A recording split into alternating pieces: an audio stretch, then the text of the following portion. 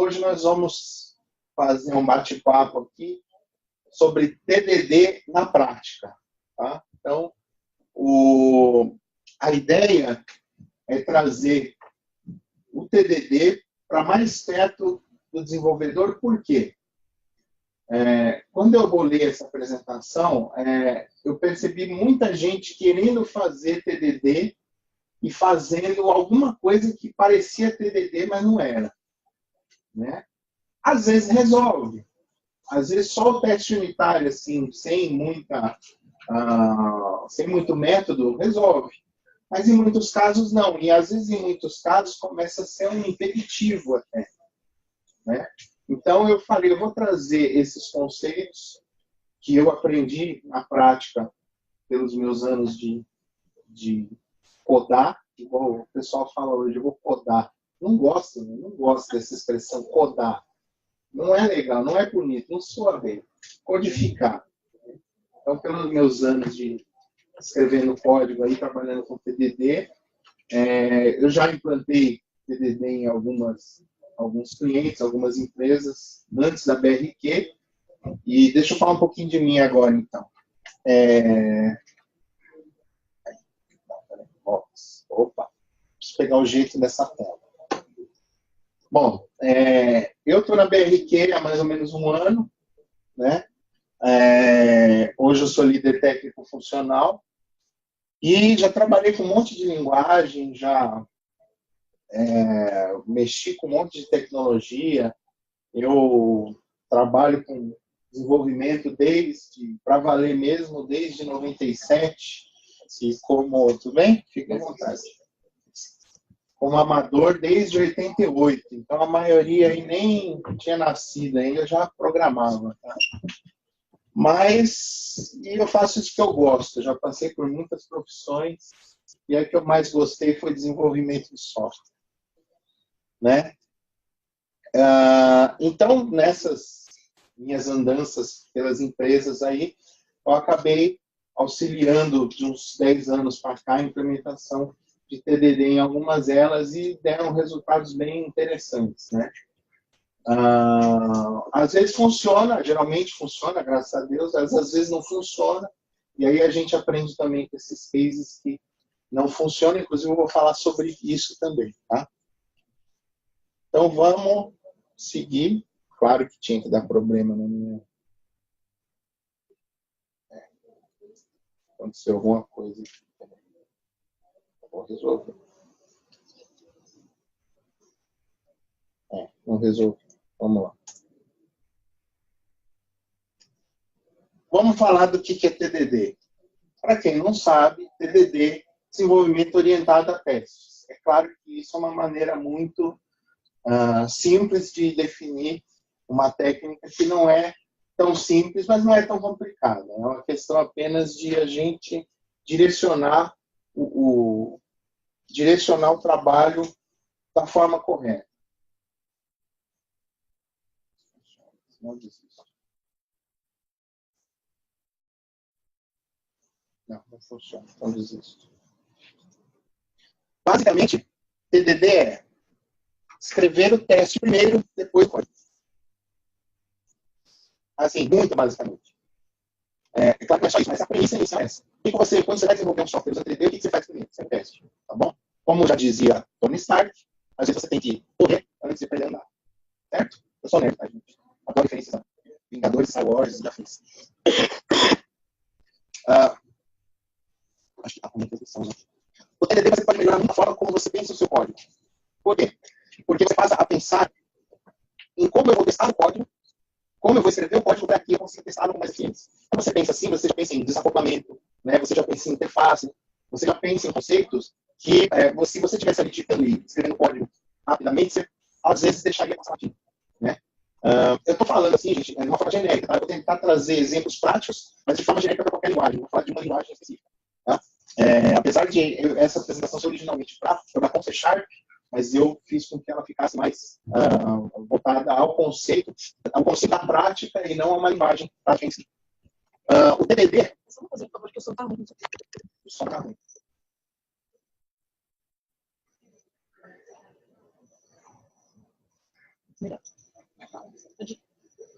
O som tá ruim. Agora, tá bom? Dá feedback aí, gente. Melhorou. Ah, valeu. Então, vamos lá, gente. TDD não gera mais trabalho. Aí você fala assim, como não gera mais trabalho, você vai ter que escrever teste e depois escrever o código. Se eu escrevesse só o código, eu estaria escrevendo menos, correto? Correto se você pensar, se você não pensar no negócio que se chama retrabalho. Por quê? Porque quando você escreve código e não testa direito, dá erro lá na frente e ele volta para você mexer.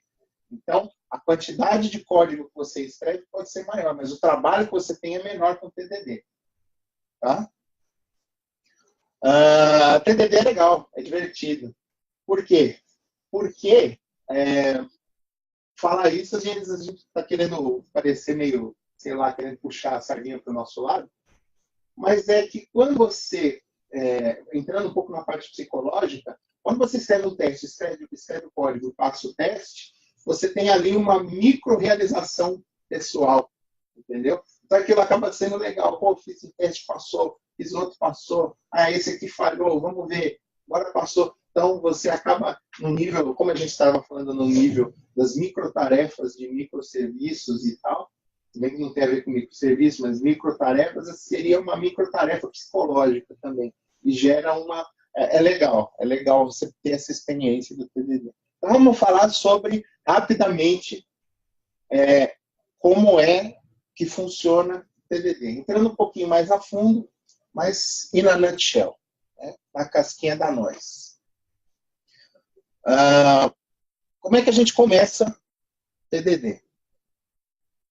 Você escreve o teste de acordo com as regras da tarefa que você recebeu. Então, você tem que fazer uma classe que faz isso, e aí você sabe que essa classe, para fazer isso, você tem que fazer métodos assim, assim, assado. Aí você fala, bom, então o primeiro método que eu vou fazer vai ser esse. Como é que eu vou testar isso? Escreve o teste. Certo?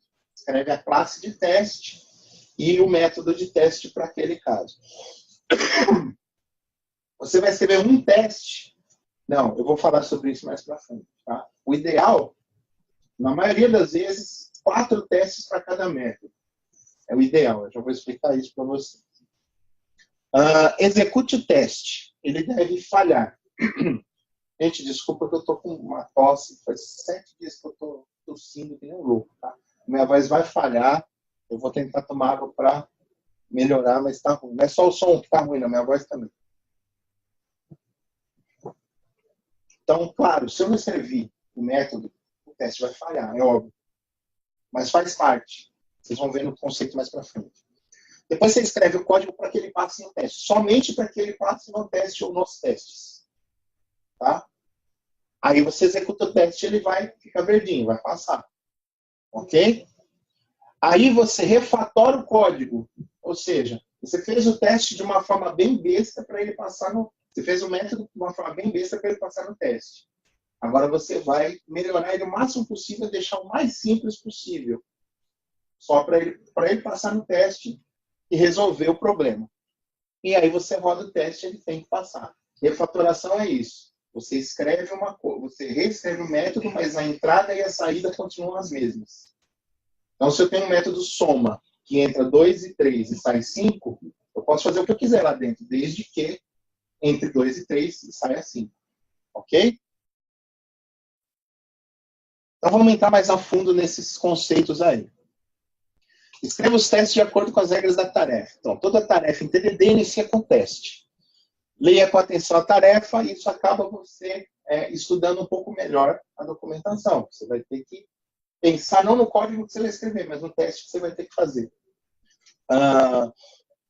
Separe pontos de verificação, faça um teste para cada ponto de verificação encontrado. Então, olha só, se você tem um método, e vamos lá, vamos falar em linguagem agora. Eu recebo 2 inteiros, um método somar, recebe 2 inteiros e devolve um inteiro, eu tenho que fazer testes com números negativos, com números decimais, né? Eu tenho que fazer testes com números que estouram inteiro, né? Então, não é só um teste de 2 e 3 sai 5, 2 mais 2 e sai 4. Eu tenho que pensar assim, aonde o teste vai dar certo e aonde ele tem que dar errado. Então, se eu colocar um número, por exemplo, limite de inteiro em 1, limite de inteiro em outro, vai somar, vai estourar. Então, o resultado não vai ser mais inteiro, teria que ser longo. Então, como é um inteiro a saída, eu tenho que testar isso, eu tenho que fazer esse teste. Então, por isso que eu digo que são 4. Geralmente, o ideal são 4 testes para cada método. Por mais simples que pareça, você tem condições de pensar nos pontos de verificação. Né? Então, assim, número negativo com número positivo tem que funcionar? Tem. Então, vamos fazer. Negativo com negativo tem que funcionar. Positivo com positivo tem que funcionar. Limite com limite tem que estourar. Já entrando fora do limite, ele tem que dar erro já de cara. Né? Então, é isso que a gente tem que pensar. Esses são os pontos de verificação. E fazer sempre muitos testes pequenos,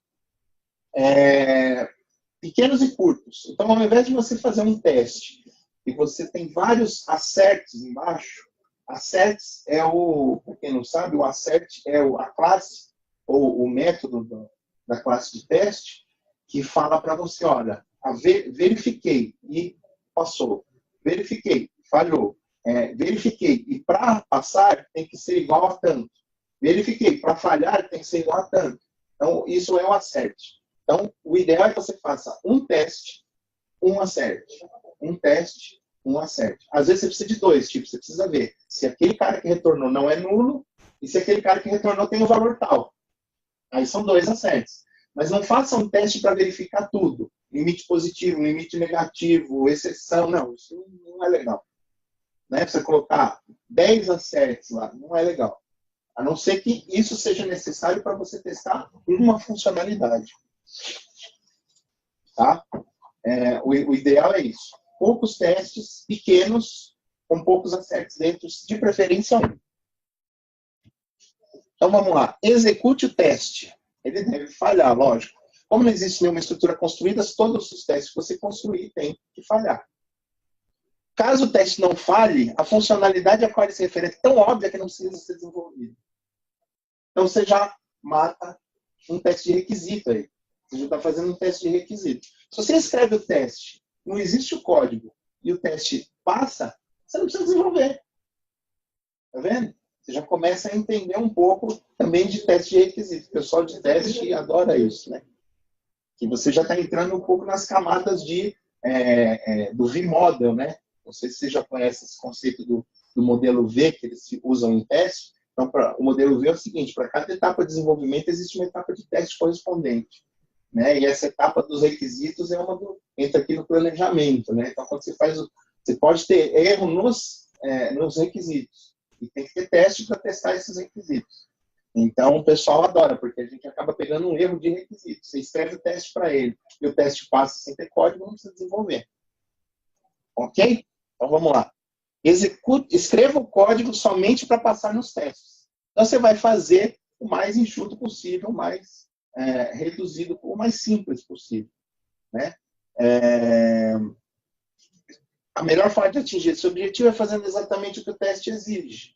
Só escreve aquilo que o teste está fazendo. Se o teste está mandando você somar um número mais um número, você retorna o resultado daquela soma e acabou. Né? Não vai ficar inventando firula lá dentro.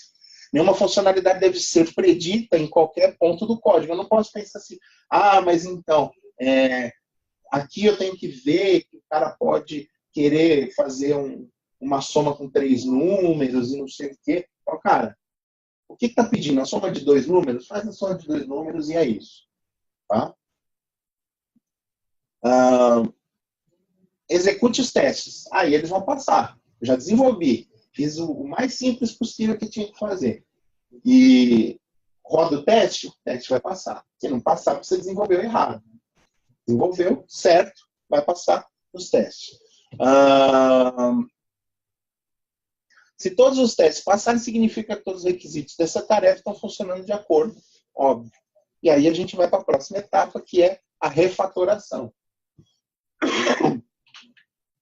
Refatorar é o quê? Você pegar o código que você escreveu só para passar no teste e tornar ele mais enxuto ainda. Tornar ele mais sucinto. Né? O objetivo é sempre você fazer da melhor forma, com o menor esforço possível para a máquina, né? Então, para a máquina não ficar subindo, descendo, entrando e saindo. Vai lá, faz o que tem que fazer e acabou. Então, por mais que você fale, não, mas está mais simples que isso não dá, o conceito de TDD fala, meu, dá uma segunda olhada lá, vê se não dá para você dar um tapa ali para fazer mais simples ainda, né?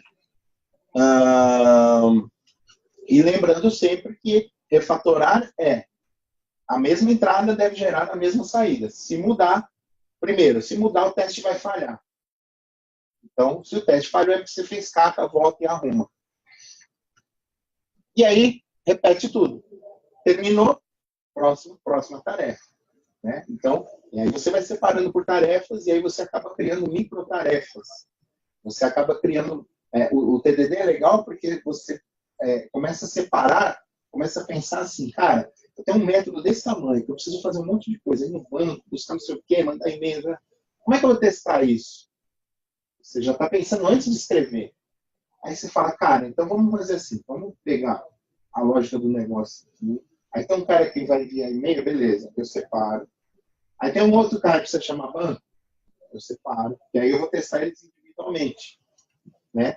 Quando a gente entra no conceito de camadas e tal, que já é antigo, que a gente já está acostumado a trabalhar, a gente já pensa mais assim. Mas se a gente meio que deixa isso de lado, o TDD ajuda a gente a voltar nisso, mesmo que seja dentro da mesma camada. Eu estou montando uma validação de regra de negócio. Só que ela tem várias etapas. Eu vou separar essas etapas, cada um em um método, para ser mais testável. Ok? Então, acaba esse desenho que estava lá no primeiro slide. O conceito é basicamente esse. Você escreve o teste, ele vai falhar. Red. Você escreve o código, o teste vai passar, vai para green. Depois você vem, refatora e faz de novo. E é isso. Esse é o círculo do TDD. São 3 passos principais. Ok, turma?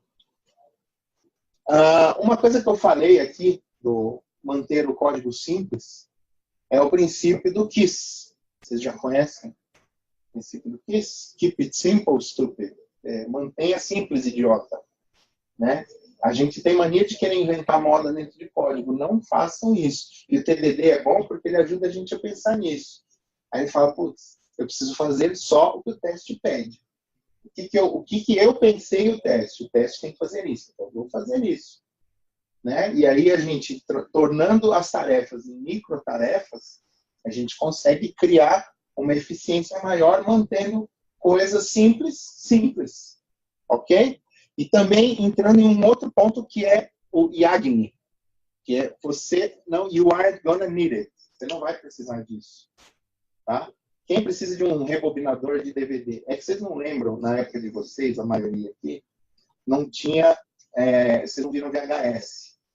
VHS, quando você chegava na locadora e estava sem rebobinar, você tomava uma multa. Você alugava a fita, levava para casa, quando voltava para a locadora, você tomava uma multa. Por quê? Porque esqueceu de rebobinar. Então, você assistia o filme e tinha que rebobinar a fita. Senão, na hora de devolver na locadora, tomava multa. E eles tinham na locadora um rebobinador de fita. O cara botava a fita lá só para rebobinar. Então, é mais ou menos isso aqui. Eles inventaram um rebobinador de DVD. Serve para alguma coisa? Serve para nada. Então, se não serve para nada, você não precisa desenvolver. Ok? Então, o princípio do YAGNI é isso. Serve para alguma coisa? Você vai conseguir testar? Você testou? Tem utilidade? Não. Então não desenvolve. Entendeu? Você já começa a entrar. O TDD é bom porque ele começa a trazer clareza em pontos que antes eram meio obscuros. Tipo, como é que eu vou escrever o teste disso? Eu não sei. Se você não sabe, para que ele serve? Eu também não sei. Então não precisa desenvolver. É simples. Mas, por incrível que pareça, a gente perde muito tempo com isso. Tá? Coisas que a gente acha que precisa fazer e no fim das contas não serve para nada. Aí a gente faz, sendo trabalhando desgraçado e no fim não serve para nada. Tá? Bom, esse é o cara que inventou o TDD, o Kent Beck. Kent Beck é engenheiro e é um dos signatários do movimento ágil. Tá? Então todo mundo fala de ágil para cá, ágil para lá, mas não sabe dar nome aos bois. Tá? Então, assim, esse é um dos caras que começaram o ágil. Quando a gente só programava em cascata lá, né, modelo waterfall, esse cara já falava em vamos ser ágeis, né, vamos pensar menos em contrato e mais em funcionalidades e tal, né, entregas e tal. Ele é um dos caras. E nesse meio do ágil, ele criou o TDD como uma forma de prevenir erros no futuro que custariam muito mais. Eu tinha esse slide, acabei, enfim, apagando. É o gráfico de custo, né? Então, o custo para você corrigir uma falha no começo é muito pequeno e o custo para você corrigir uma falha em produção é extremamente alto. Então, é justamente para evitar esse tipo de tendência a corrigir em produção que ele criou o TDD. E ele falou, o bagulho funciona. Tá? Parece que não, mas é aquilo que eu falei para vocês. A gente tem muito mais trabalho ao fazer o programa, mas a gente tem muito menos retrabalho depois que entrega. Tá? Beleza. Vamos falar então um pouquinho do que a gente pega muito com os nossos clientes aqui, né? Que é a cobertura de código. Muita gente fala o seguinte: vamos fazer teste para aumentar a cobertura de código. Legal. Nós precisamos ter uma cobertura de código acima de 80%. Show. Mas você sabe mesmo o que é cobertura de código? Né? O que é? Eu sei que fica verdinho lá a hora que o teste passa e beleza. Tá bom, mas por que existe a cobertura de código? Né? A cobertura de código é a porcentagem do código que o teste passou durante a execução. Então, veja só. Não sei o que está constando no meu mouse. Se o mouse não está. Beleza. Então, veja. Aqui a gente tem um método, né? Add all. E ele faz uma firula aí de adicionar alguma coisa em uma coleção, né? Então, aqui a gente vê o seguinte: linhas amarelas, linhas rosas e linhas verdes. Então, eu tenho certeza que ele passou na linha verde, o meu teste passou na linha verde. Eu tenho dúvida se ele passou totalmente na minha linha amarela, porque ele pode ter passado em algum caso e em outro não. E na vermelha, eu tenho certeza que ele não passou. Então, esse código aqui, ele está, vamos dizer, 50% coberto, mais ou menos. 60% coberto. Tá? Isso significa o quê? Que eu tenho que pensar um jeito de cobrir todo o teste? Sim, mas o objetivo não é esse. O objetivo da cobertura é você se assegurar que todas as possibilidades de execução daquele método foram testadas. Não simplesmente passou por ali e pronto. Passei aqui, tipo, teste escreve lá, como é que o pessoal faz? Stencil art, né? I was here. Márcio was here. Tipo, eu passei aqui. Mas qual o objetivo de passar ali? Passar por passar acaba sendo inócuo. Você resolve o problema e não resolve. Você resolve o problema de ter cobertura de código, mas não resolve o problema de testar o código, efetivamente. Você não está testando, você só está cobrindo o teste, você só está fazendo cobertura. Não é esse o objetivo. O objetivo é testar todas as possibilidades que aquele método oferece. Então, vamos lá. Um método que divide dois números, tá? Então, eu trouxe esse exemplo aqui. Então, você escreve o teste dizendo para testar 2 dividido por 2 igual a 1 e 9 dividido por 3 igual a 3. Ok? Beleza. Você reproduz todos os casos. Porém, dentro do código, eu tenho um tratamento de erro ali. Um try-catch. Se vier 0, eu já disparo um erro lá, falando, divided by 0 não dá. Eu não consigo dividir com o divisor 0. Tá?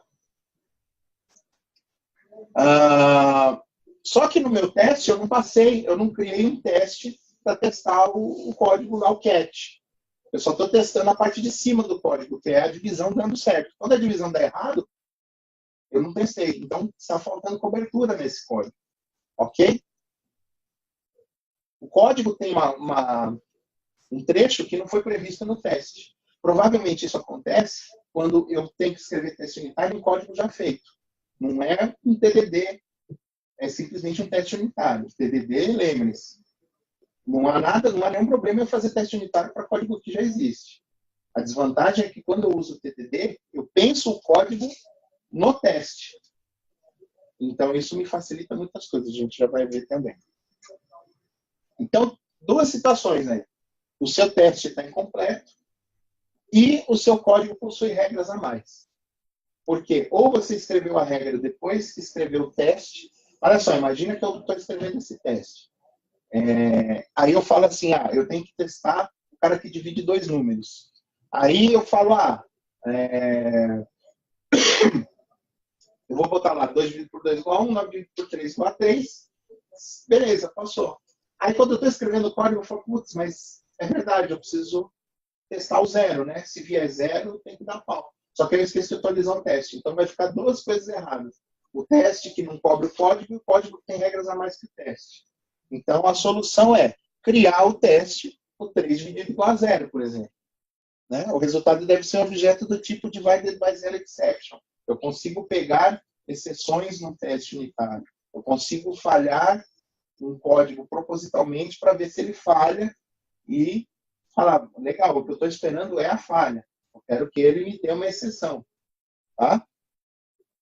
Não é para... O teste ele não é para dizer que está tudo sempre certo. É para ele acertar quando tem que acertar e falhar quando tem que falhar. Ok? Bom, então vamos falar de fakes, mocks, shims e stubs. Tá? O que é um fake? Quando a gente cria teste unitário, geralmente isso acontece... a gente tem dois casos para usar fakes, na verdade. Né? O caso TDD, que é o caso legal, bacana, e o caso nem tão TDD assim, que é quando a gente está fazendo o teste para código que já foi escrito. Então, o que seria um fake? Imagina que eu tenho um método lá, bonitinho, só que ele acessa banco de dados, ele manda e-mail, ele envia push notification. Tá? Só que todos esses componentes são externos. Né? O cara que acessa o banco, ele é uma outra classe que acessa o banco. O cara que manda e-mail é uma outra classe que manda e-mail, não está dentro da minha classe. Então, o que eu tenho que fazer? Cara, eu tenho que pensar que esses caras que são externos não fazem parte do escopo do meu teste. O meu teste, eu tenho que dizer se o que entra, sai o que eu espero. Ok? Mas, pô, se eu for executar esse cara, ele vai chamar coisa no banco de dados. Ele vai enviar e-mail que não pode. Ele vai fazer push notification que eu não quero. Como é que eu resolvo isso? Um fake. Veja que aqui eu trago uma situação que é exatamente isso. Se eu mandar esse cara executar, eu vou estar executando teste de integração. O teste de integração é quando eu integro várias classes na mesma chamada, no mesmo teste. Né? Quando eu faço um caminho mais completo. Por exemplo, eu faço um insert numa tela, eu tenho que me certificar que aquele insert foi colocado em banco de dados. Isso é um teste de integração.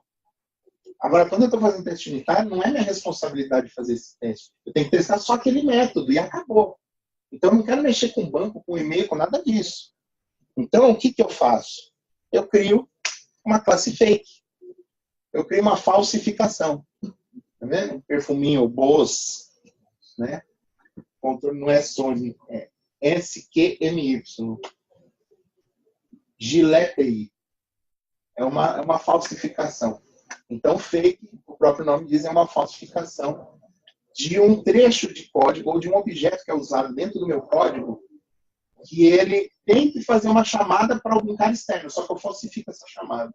Então, o código vai achar que está chamando, mas, na verdade, ele não está chamando. Ele está chamando, está usando um elemento falso. Ele é um dublê.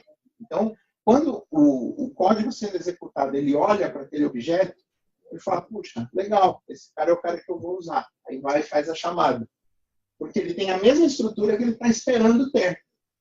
Só que, na verdade, é uma estrutura falsificada. Ela não faz o que ele deveria fazer. Ele faz só o que ele precisa fazer para passar no teste. Tá? Então, o uso de fakes é essencial em um teste. Tá bom? Por isso, e lembra que eu falei que quando você usa TDD, você pensa melhor o código? Quando você usa TDD, você já pensa na modelagem de classe utilizando inversão de dependência. Ok? Por quê? Tá ok? Por quê? Porque eu preciso inverter a dependência daquele objeto que eu vou testar para que eu possa, quando eu jogar ele lá dentro, ele ser um fake e não um objeto real. Então, olha só. Para quem não sabe o que é inversão de dependência, quem aqui já ouviu falar em inversão de dependência?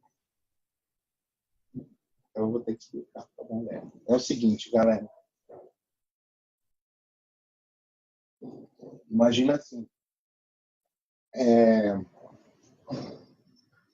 Imagina que eu tô... Vamos pegar esse exemplo do e-mail aí. Tá?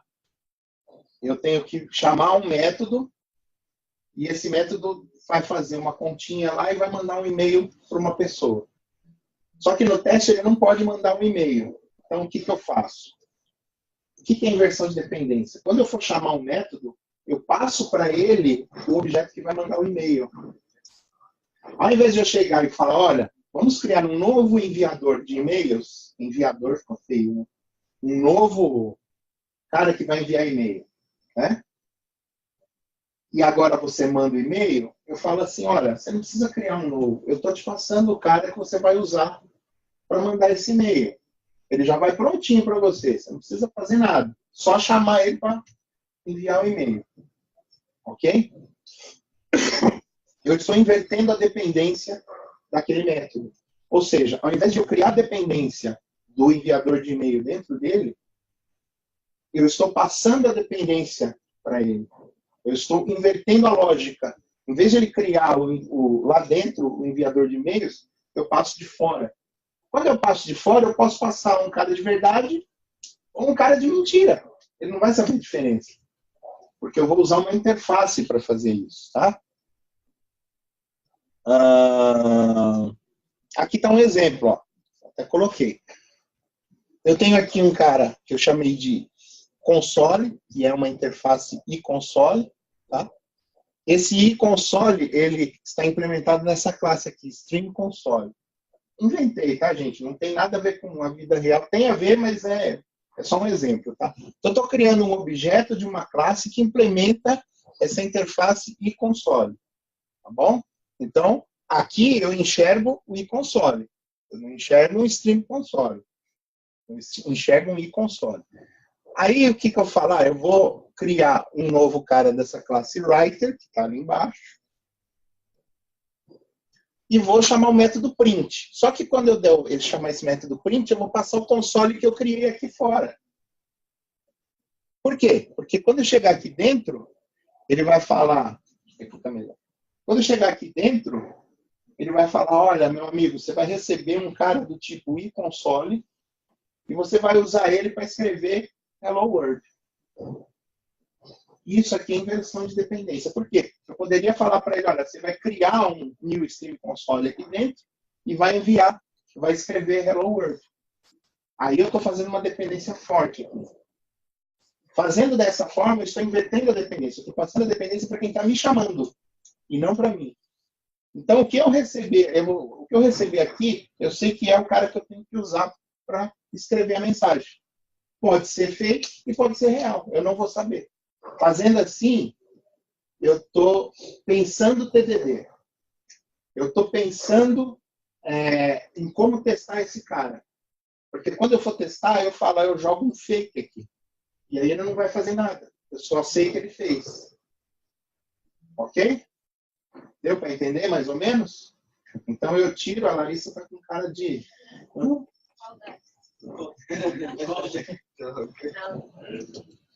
Você também, tá? Mas é que você tá mais coradinha, tá? Ela tá tipo assim.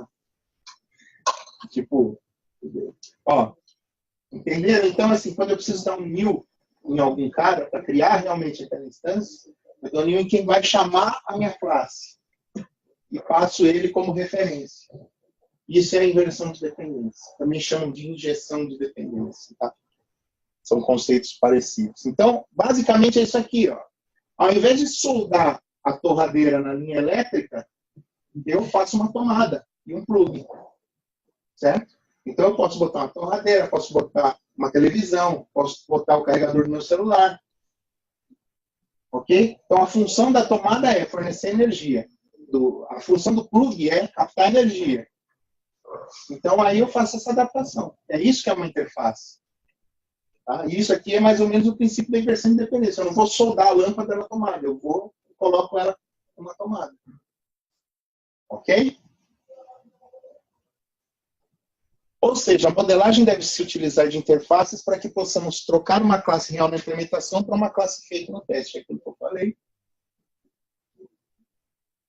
Se o código estiver bem pensado, ele não vai saber se eu estou botando ele para funcionar de verdade ou se é só um teste. Ele vai falar, é real ou fake? Para ele, não faz diferença. Entendeu? Ele não tem importância. O que vale é que está lá. E ele vai usar. Entendeu? Então vamos falar dos mocks agora.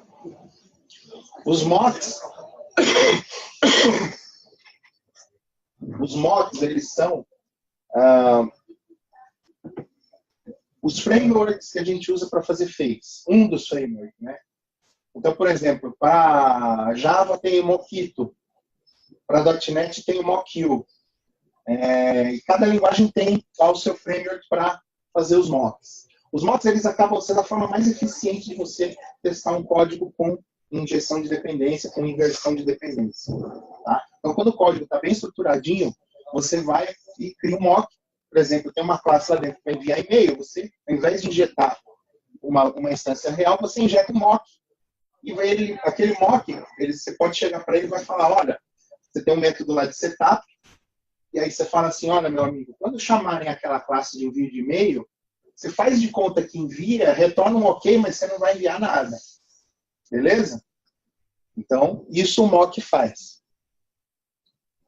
Quando o mock entra, é aquela história. Eu não sei qual que é o real, qual que é o fake. Entendeu? Para mim não faz diferença.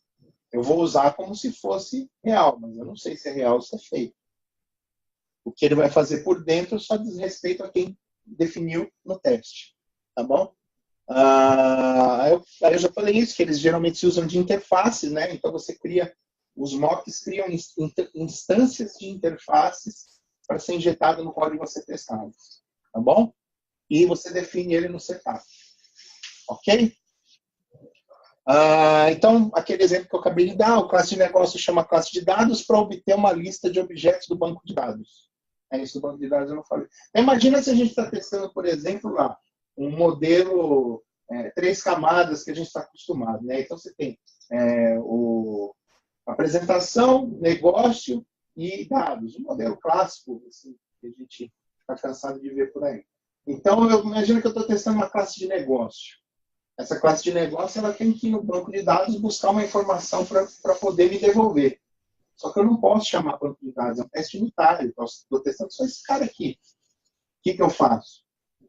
Se for um código legal, eu injeto um objeto mock que faz de conta que é a classe que chama os dados no banco de dados e me retorna lá uma lista de stubs, que eu já vou falar de stub também. Tá? São dados fictícios lá, dados que eu vou usar só para o teste. Entendeu? Retorna esses dados, ele vai falar, beleza, está aqui teu objeto, você testa, retornou o que eu estou esperando, é isso. Tá bom? Nos códigos preparados, com a inversão de dependência, apenas a técnica mock é suficiente para gerar os fakes. Por isso que eu disse, o TDD acaba fazendo a gente pensar numa implementação melhor de código usando inversão de dependência. Né? O certo de você usar, você programar orientados a objeto, é usando inversão de dependência. E nem, acho que o Martin Fowler falou isso. Você vender um projeto dizendo que você faz programação com inversão de dependência é a mesma coisa que você falar que vende um carro com 4 rodas. É para ser feito desse jeito. É o pessoal que não faz. Mas as linguagens orientadas a objetos justamente surgiram para aumentar o desacoplamento, que é o que permite os testes unitários. Você desacoplar, você tornar as conexões fracas. Por isso que o símbolo da interface é isso aqui, né? Esse aqui é a interface, esse aqui é o cara que vai acoplar a interface. Eu posso tirar esse cara e botar outro. A interface continua a mesma. Ok? Porém, quando o código não é preparado para testes, você cria dependências fortes, que é aquilo que eu estava falando. Você vai ter que fazer um new dentro do método que você vai testar. Aí, lascou. Aí, lascou. Porque se você tem uma dependência forte dentro do método que você vai testar, como é que você vai evitar ele fazer o que ele tem que fazer? A dependência dele é forte, ele não é um fake. Ele existe mesmo. Entendeu? Se for um cara que envia e-mail, ele vai mandar e-mail, aí ele vai mandar e-mail para o teu cliente durante o teste, e aí? Entendeu? Vai lascar. O que você faz? Aqui, ó. O mesmo programa lá do imprimir Hello World, só que em vez de criar o console aqui, eu crio aqui, ó. Aqui eu errei, tá? É iConsole, tá? Desse lado tá melhor. É iConsole. Então, essa linha que estava aqui, agora está aqui, no print. Então, quando eu chamo print, que ele vai criar o console e que ele vai escrever Hello World. Ou seja, aqui eu tenho uma dependência forte. Tá? Isso aqui é difícil de testar. Isso a gente tem que evitar fazer ao máximo quando a gente está codificando. Tá? Codando, não. Codando, não. Codificando. Eu sou purista do português. Certo? Então, isso aqui a gente tem que evitar a todo custo. Isso aqui estraga nossos testes unitários, porque aí a gente vai ter que usar a outra técnica, que é a técnica de stub e shim. O stub você pode usar com mock também, eu vou mostrar, mas o shim ele é feito para isso, quando você tem uma dependência forte. O shim são cópias ou calços de classes existentes dentro de um código, mas que respondem da forma que definimos durante o setup do teste. Então, eles são como se fosse um mock, só que eu meio que dou um somebody love na máquina de execução, no CLR, lá na Virtual Machine, no ambiente de execução. Eu dou um somebody love nele. Eu falo, olha, tá vendo esse cara que você criou new aqui? Então, ele não é ele, tá? Ele é um falso, ele é um falsificado. Você tá dando new no cara, mas quando ele cria new, ele já cria um new falso. Porque você coloca ele no que a gente chama de shim context. É um contexto de shim. Ou seja, se tiver algum cara ali que eu estou fazendo setup de shim, ele não vai criar o cara de verdade, ele vai criar uma cópia falsificada. Entendeu? São usados principalmente quando devemos simular ações de instâncias e não temos acesso através da inversão de dependência. Então, tem casos mesmo, e mesmo usando inversão de dependência, não dá para você fazer certas coisas. Por exemplo, date time now. Como é que eu falo, por exemplo, eu preciso fazer um teste que ele só pode funcionar naquele horário. Eu só posso rodar o teste naquele horário? Não, eu tenho que simular um horário. E aí o que eu faço? Eu crio isso dentro de um ambiente de contexto de shim e falo, olha, quando chamarem date time now, você não vai responder a hora certa, você vai responder essa hora aqui. Tá? Então, esse é um caso que a gente usa shim, independente se está bonitinho, com inversão ou não. Mas aí o que acontece? Quando não está com inversão, quando ele está com uma dependência forte lá dentro, a gente usa uma técnica de fake, e cada linguagem tem a sua, para você criar uma biblioteca falsa e usar essa biblioteca falsa no lugar da original.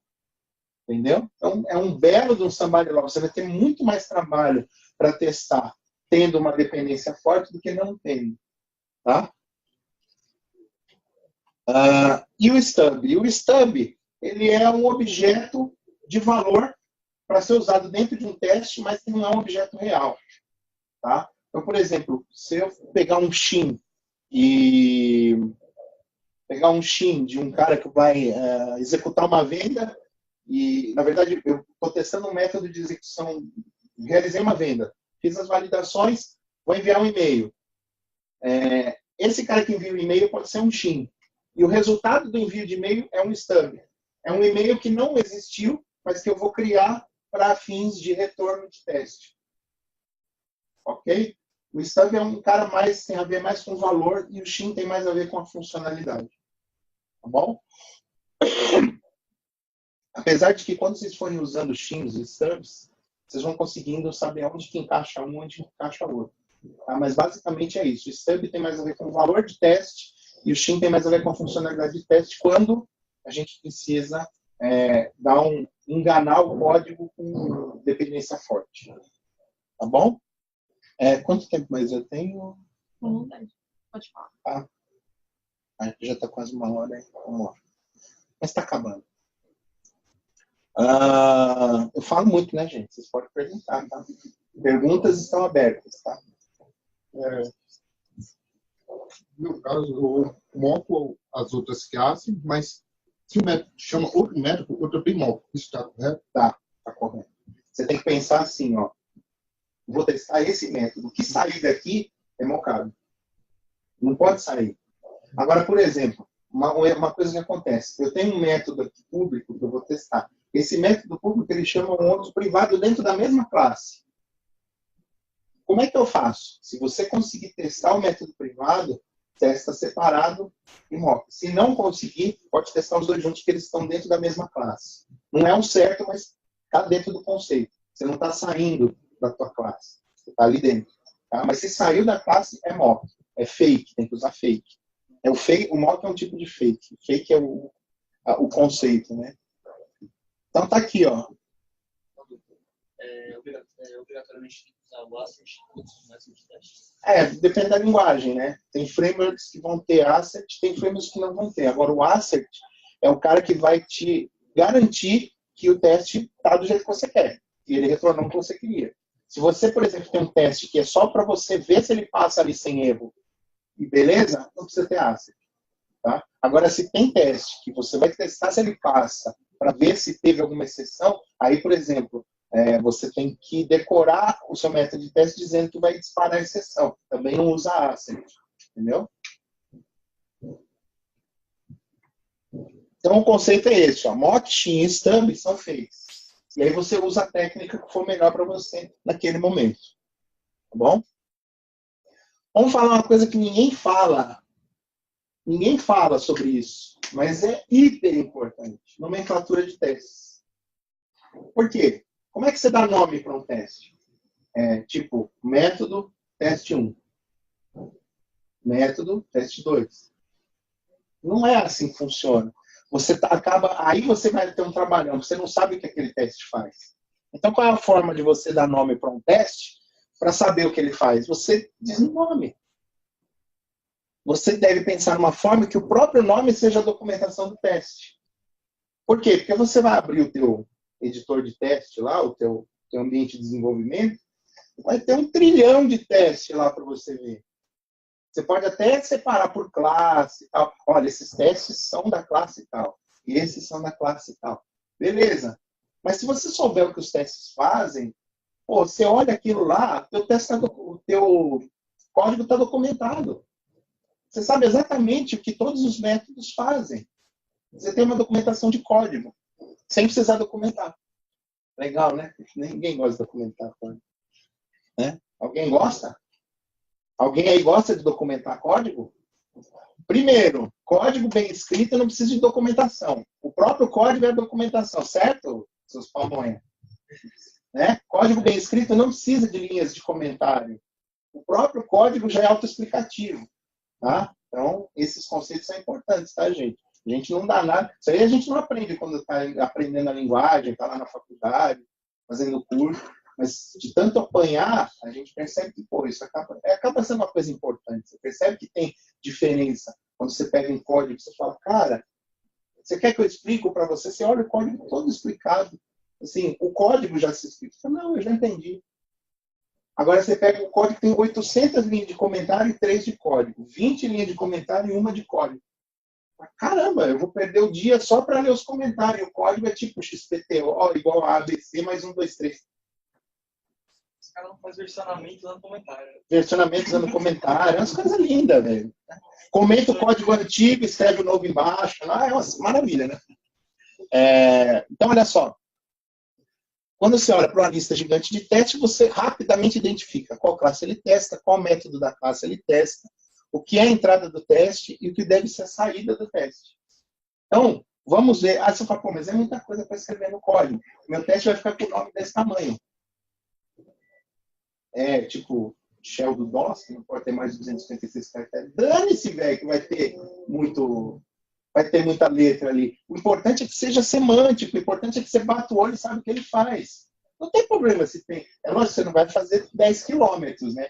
Mas, cara, acho que com 100 e poucos caracteres, você consegue escrever um nome que é super autoexplicativo. Ó. Por exemplo, imagina que você vai testar um método assim, ó. Public, void, método, entrada e saída. Tá? Quando você olhar, você vai testar, não. Imagina que os testes que você vai escrever, olha eu já viajando, o teste que você vai escrever, ele vai seguir esse template aqui. Então vai ser public, void, porque os testes são void, não retornam nada, né? Nome do método que você vai testar, a entrada que ele vai receber e a saída que ele vai fornecer. Por exemplo, olha só. Public void write log underline string length 10 underline return true. Então aqui, ó. Acho que aqui é mesmo. Nome do método. A entrada vai receber uma string de tamanho 10 e a saída retorna true. Tá? Outro exemplo. Isso aqui é elevado à enésima potência. Você pode pensar o que você quiser. Tá? Nome do método, check number. Entrada, empty list of int 32. Pode escrever em inglês, pode escrever em português, tá, gente? Você que decide. Depende do cenário da tua empresa, do cenário do projeto que você está trabalhando. Então, vai fazer em português? Beleza, escreve aqui, lista vazia de int 32. Em inglês, empty list of int 32. Saída, throws no reference exception. Ou seja, a saída que eu estou esperando é que ele dispare uma exceção. Ok? Vocês usando essa nomenclatura. Aí vamos supor que ele recebe aqui 2 itens. Empty list of int 32, and, escreve and, empty list of int 64. Aí, não, tem 3. Empty list, aí vai escrevendo, coloca E maiúsculo, usa a notação Pascal Case. Sabe o que é Pascal Case? Primeira letra de cada palavra, maiúsculo. E aí você vai separando as palavras. Fica um negócio esquisito? Fica, mas você consegue ler. E se você conseguir ler, é o importante. Se desse para pôr espaço no nome, a gente punha, fazia bonitinho, vírgula. Aí eu escrevi um texto. Aí não dá. Nome de método tem as restrições. Não pode pôr espaço, não pode pôr caractere especial e tal. Então vamos fazer do jeito que dá. Ó, ficou enorme. Mas eu sei, eu bato o olho, eu sei o que o teste faz. Eu não preciso fazer um dicionário de testes, tipo o teste 003, aí você pega um documento que está lá escrito o que o teste faz. Isso é muito cara de old school, né, velho? Esquece isso, galera. Ágil, tá? O teste é a documentação do código. Ele é a documentação do teste e do código. Tá bom? Então, isso é importante, nomenclatura de teste. Bom, vamos falar dos benefícios do TDD. Bom? Esse é para as mulheres. Teve para os homens, agora é para as mulheres. Foi difícil achar aquela mulher, rapaz. A maioria estava em posições mais ousadas. Desenvolvedores que escrevem mais testes são mais produtivos. Por quê? Porque eles aprendem, eles ficam rápido na digitação? Não! Porque eles programam já pensando de uma forma ótima. Eles já programam pensando numa forma eficiente de fazer código. Porque eles sabem que eles têm que escrever o teste daquele código. Então, eles já pensam o código de uma forma mais eficiente. Então, eles são mais produtivos. Eles escrevem mais e o código deles não volta com tanta frequência. Eles têm muito menos retrabalho. Então, aquilo que eles escrevem provavelmente não vai mais voltar. Está sendo muito bem testado. Certo? Diminuição da utilização de ferramentas de depuração debug. Você usa menos debug. Certo?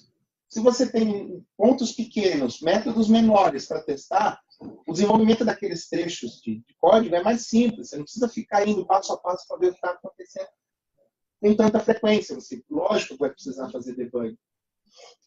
Mas você não vai ter tanta frequência. Tá? Pode orientar o design de um projeto, já que o desenvolvedor tende a se preocupar mais com a interface do que com a implementação. Ok? Por quê? Porque se eu tenho que pensar em mock, se eu tenho que pensar, pô, esse cara é uma chamada externa, esse cara vai chamar não sei quem, esse cara vai fazer um push notification, então, esse cara tem que ser uma interface, não pode ser fortemente, não pode existir dependência forte, não pode ser fortemente tipado. Ele tem que ser injetado. Então, você já começa a pensar, pô, como é que eu vou fazer essa estrutura de interfaces? Aí já começa a separar por pastas. Cara, você começa a montar a arquitetura do negócio de uma forma natural. Você fala, pô, vou ter que organizar essa balbúrdia aqui. E aí você já começa a organizar. Entendeu? Então, o código tende a ser mais eficiente arquiteturalmente também. A estruturalmente, ele passa a ser mais eficiente. Apesar da maior quantidade de código gerada, porque os testes são código, você está escrevendo mais código, o tempo de implementação é menor. Por quê? Porque volta menos. Você tem menos retrabalho. Você escreve mais, mas reescreve não. Reescreve menos. Eu ia fazer um trocadilho, mas você escreve mais, mas reescreve menos. Você tem que voltar menos no que você já fez. Bom? Tende a gerar classes menores, gerando código mais flexível, modularizado e estável. Isso é óbvio. Porque se eu tenho um código bem pensado, bem estruturado, com inversão de dependência, tudo certinho, ele, claro, vai ser mais estável, ele vai ter menos problema de ser chumbado, ele vai ser mais flexível, ele vai ter módulos que eu consigo trabalhar melhor, né? Eu consigo pensar melhor a integração, usar duas interfaces parecidas, duas classes para a mesma interface parecida, e aí, cara, a viagem vai, entendeu? Tipo o Doutor Estranho lá, mundo espelhado, tá ligado? Aí vai na viagem de cada um, claro, obedecendo as boas práticas de arquitetura, mas isso, a arquitetura vai para um nível super abstrato para cair uma coisa concreta e hiperflexível. Identifica defeitos nos primeiros ciclos de desenvolvimento. Isso é muito legal, porque é aquele negócio do custo que eu falei. Eu esqueci do slide da porcaria do gráfico, né? Quando você tem um erro encontrado lá no comecinho, o custo de correção é muito menor do que um erro encontrado lá na produção, né? Assim, usando o pessoal que é da área de TI não gosta muito dessas comparações com engenharia civil, né? Mas sempre tem. Então, tipo assim, é melhor você arrumar uma parede na planta ou você arrumar uma parede que já foi construída? Basicamente é isso. Você vai gastar muito mais para derrubar. Mas parede não é de byte, código é de byte. Eu sei, filho, mas veja, você tem burocracia, entendeu? Para você mexer no código em produção, você tem tudo bem que aí vai ser emergencial, não sei o quê, vai ter gente que pode perder dinheiro, e aí isso vai vir para você, pode gerar multa, né? Contrato, pode acontecer tudo em contrato. Então, é mais barato fazer teste antes. Benefícios. Tendem à verificação de todos os caminhos possíveis de código. Lembra da cobertura de código? Eles tendem a ser mais efetivos quando usados com inteligência, né? Não adianta, não, vamos fazer 80% de código aí, beleza. Mas, cara, você tem que ser eficiente na cobertura. Tem que realmente verificar o que está com todos os caminhos possíveis de serem entrados com os valores possíveis de serem processados. Certo? E gera documentação viva, usando aquele sistema de nomenclatura que eu mostrei. É uma sugestão, mas, cara, assim, essa sugestão eu trouxe de vários papas de TDD aí, que falam, cara, o básico, assim, do projeto é você documentar os testes no nome. Não vai ter mais problema de ficar escrevendo documentação. Isso já é um grande alívio, né? Aí tem a parte chata, né? Quando a gente não deve usar o TDD? Porque o TDD, eu falando assim, para nossa, eu vou fazer lá um negocinho para comparar uma string com a outra, vou fazer com TDD. Né? Agora o TDD resolveu minha vida. Não tenho mais problemas. Quando eu tiver que fazer DR com a esposa, com o namorado, com a namorada, não, amor, peraí, vamos testar a DR antes, tá? Não é por aí. TDD não resolve todos os problemas, como nada nesse mundo, né? Nada sozinho resolve todos os problemas. Então, quando a gente não deve usar TDD? Quando eu tenho projetos curtos e sazonais. Por exemplo, vou fazer uma landing page para uma empresa de marketing vender um show, um evento. Tá? Preciso fazer usando TDD? Cara, depende. Quantos acessos isso vai ter? Qual é o público-alvo?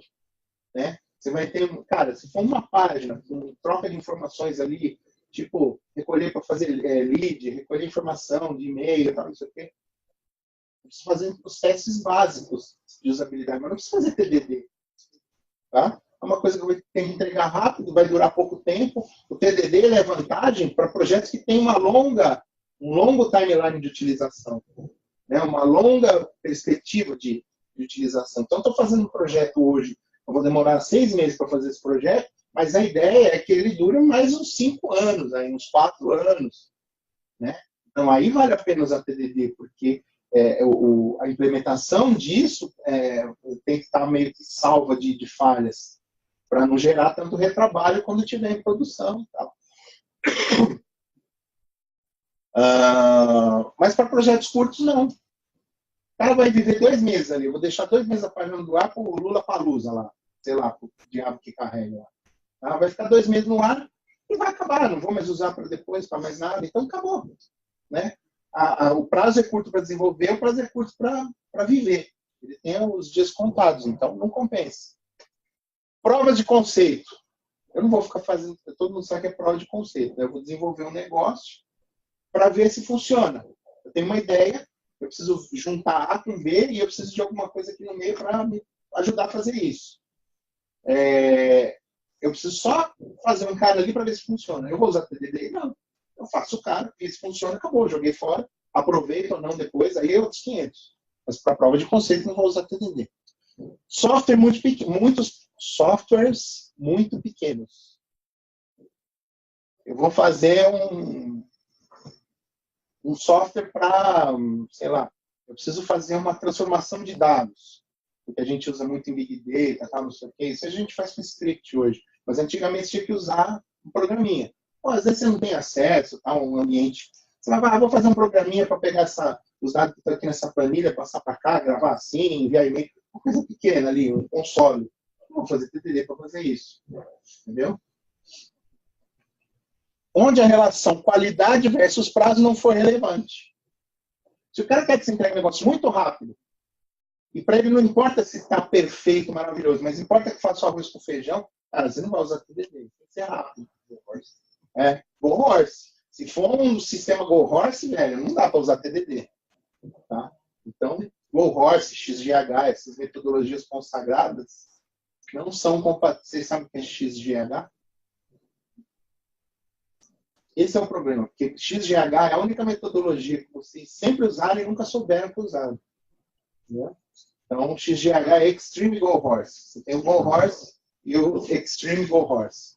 Tá? Depois me procurem, que eu sou especialista em XGH. Tá? Tem até certificação. Então é o seguinte, esses projetos assim malucos, coisas que você precisa fazer para ontem, aí infelizmente, desculpa, cara, não dá para usar TDD. Ou, se quer aumentar a qualidade do negócio, a gente vai ter que discutir esse prazo. Porque nesse prazo não dá. Então, infelizmente, tem casos que você tem que sacrificar a qualidade pelo prazo, pelo custo. E aí, infelizmente, cada caso é um caso, mas nesses casos assim malucos, que a gente acaba vendo por aí, não tem como aplicar TDD. Tá bom? E aí vem esse homem lindo, maravilhoso, que eu amo, que é o Martin Fowler, que ele diz: qualquer um pode escrever código que o computador consegue entender, bons programadores escrevem código que humanos conseguem entender. Então, quando você usa TDD, você usa mais a aplicação disso aqui, porque você tem que escrever código pequeno, simples e eficiente. Então, você faz isso usando um meio que um ser humano consiga entender quando for rodar um teste ali, quando for analisar. O TDD acaba sendo o coroamento disso aqui, né? Na prática, teoricamente não, mas na prática você acaba programando melhor. Lembra quando foi que o TDD ajuda você a pensar melhor o código lá no começo? Então, você pensando melhor o código, você vai tratar com mais experiência. Você vai chamar uma variável de XPTO. Você vai chamar ela de número de visitas. Né? Número de visitas, alguma coisa assim. Entendeu? Então, você já vai pensar ela com mais carinho. Né? Você já está testando o seu desenvolvimento enquanto está desenvolvendo. Beleza, turma? Então, para concluir, trabalhar com TDD é divertido, gera muito mais qualidade no código, menos retrabalho e aumenta a moral com o cliente. Ah, que bonitinho. Né? O cliente fica todo felizinho quando o código, você passa o código para ele, ele não volta mais. Olha que beleza. Né? E aí é isso, turma. Tá aqui meus contatos. Muito obrigado pela audiência, muito obrigado pela presença. Estou à disposição. Vou abrir agora para as perguntas, quem quiser perguntar. E pode me procurar, eu estou sempre à disposição quando eu estou por aqui, eu estou no cliente, eu estou por aqui. Mas pode me procurar, eu vou responder a todos com o maior prazer, tá bom? Então, perguntas temos? Perguntei para o pessoal do Zoom. Ninguém perguntou, é porque aqui perguntaram. Pode falar. Sim, uma coisa que é muito recorrente que a gente pega várias empresas, que a gente pega aqui, como abordar a importância da gente incluir os testes no prazo. Porque às vezes acontece muito como vender, né? Isso, porque às vezes a gente sabe que é importante, tem projetos que até o próprio necessita a gente teste, mas quando a gente expõe para o cliente que ter testes implica em aumento do prazo, ele já vira assim, tá, né? Que realmente por mais que você tenha um código para testar o código, né? Ter um código testado, todo bonitinho, implica você gastar o dobro do tempo que você desenvolvendo. Claro, na frente você tem um ganho, né? Exatamente. E aí, como você consegue vender esse ideia? É difícil. É difícil. E o que acontece? Geralmente o cliente ele tem um time box, ele tem um prazo fechado. Chegaram para ele e falaram, olha, você tem que me entregar isso aqui funcionando dia tal, em produção. Aí o que ele faz? Ele divide. Ele fala, então vamos lá, eu tenho isso aqui para desenvolver, isso para homologar e isso para implantar. Certo? O que ele vai fazer? Ele vai chegar para você, desenvolvedor, e vai falar, olha, você tem esse prazo aqui para fazer. Você vai falar, putz, então, eu uso uma técnica, chama TDD, que ela tipo dobra o período de desenvolvimento. Entendeu? Eu vou olhar e vou falar, velho, você tá louco, velho. Você tá louco.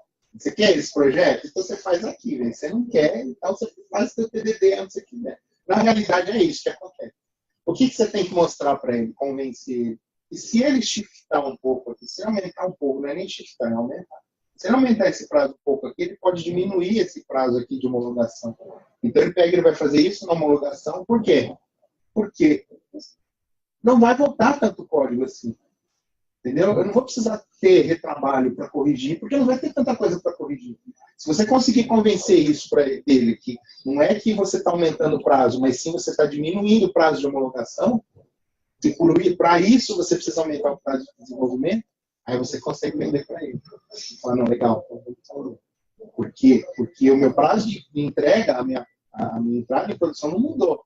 Eu só diminuí o tempo de homologação para aumentar o desenvolvimento.